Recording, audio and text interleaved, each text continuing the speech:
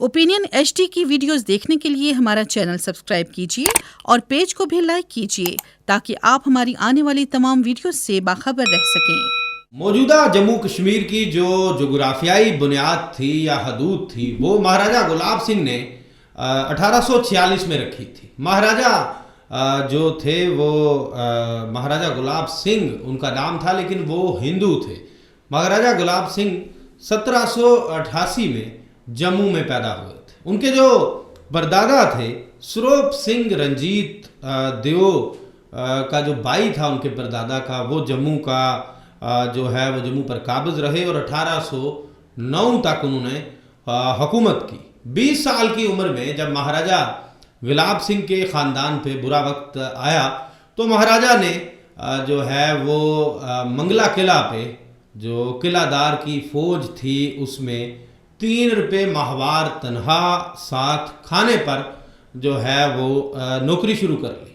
वहाँ पे को मामला ठीक ना हुए तो महाराजा गुलाब सिंह जो अपने एक 15 साल भाई जो उनके दूसरे भाई थे उनका नाम था दयान सिंह, उनके साथ वो पंजाब के उस वक्त के हुक्मरान रंजीत सिंह के दरबार में लाहौर में पेश हो जाते हैं।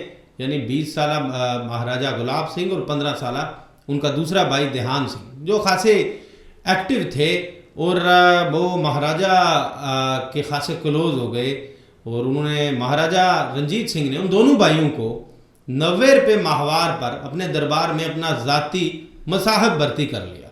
तो वक्त गुजरने के साथ साथ ये दोनों भाई महाराजा के खासे क्लोज होते गए। तो महाराजा गुलाब सिंह ने अपने वालिद की वफ़ात के बाद जब उनके ख़ानदान पे बुरा वक्त शुरू हुआ तो उन्होंने अपने तीसरे भाई और ख़ानदान के दीगर जो लोग थे, उनका तीसरा भाई जो उस वक्त 11 साल का था, उसको भी वो महाराजा रंजीत सिंह के दरबार में ले आए और ये तीनों भाई जो थे बड़े कम अरसे में महाराजा रंजीत सिंह की आंखों का तारा बन गए थे और वो उनके साथ खासे क्लोज हो गए थे।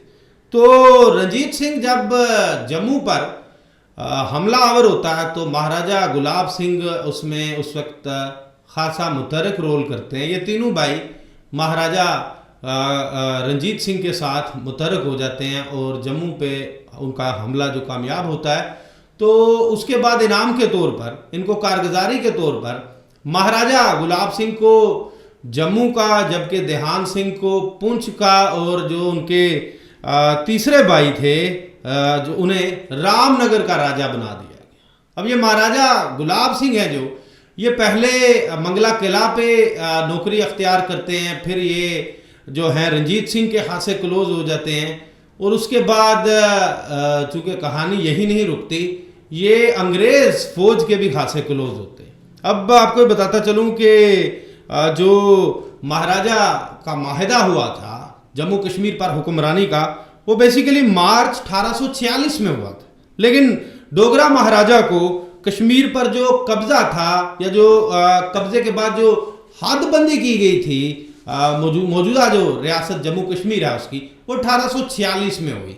तो यूं महाराजा की कश्मीर पर जो कब्जे की कहानी ये बड़ी लंबी है। कैसे जो है सिखों का इक़्तिदार जो है वो ख़त्म हुआ, सिखों ने क्यों ब्रिटिश आर्मी के साथ लड़ाई लड़ी और जो तावान के तौर पर उन्हें उस वक्त 1.5 करोड़ रुपया तावान जो है वो देना पड़ा, या देने के लिए जब सिख हुकूमत रंजीत सिंह के बाद उनके बेटे भी इक़्तिदार पर विराजमान रहे और अहलिया भी, तो बाद अज़ां ये आप अंदाज़ा कर सकते हैं कि किस तरह से महाराजा रंजीत सिंह के दरबार में वहाँ पे मसाहब भर्ती होने वाला महाराजा गुलाब सिंह और उसके भाई बाद अज़ां रियासत जम्मू कश्मीर के हुक्मरान बने और कैसे कैसे ये चीज़ें, ये एक लंबी स्टोरी है, अलग से कहानी है। लेकिन अब जो तारीख जो बताती है वो यही बताती है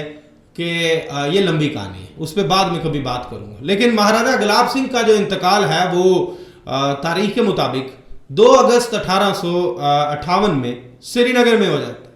महाराजा गुलाब सिंह की 5 बेवाएँ थीं जिनको एक अंग्रेज़ खातून ने चिता परस्ती होने से बचाया था। उस वक्त ये होता था ना कि जो हुक्मरान थे अगर वो दुनिया से चले जाते थे तो उनकी जो बेगमात होती थी या बीवी होती थी उन्हें भी साथ मरना पड़ता था। तो ये चिता परस्ती से ये भी एक तारीख की बड़ी अहम बात है।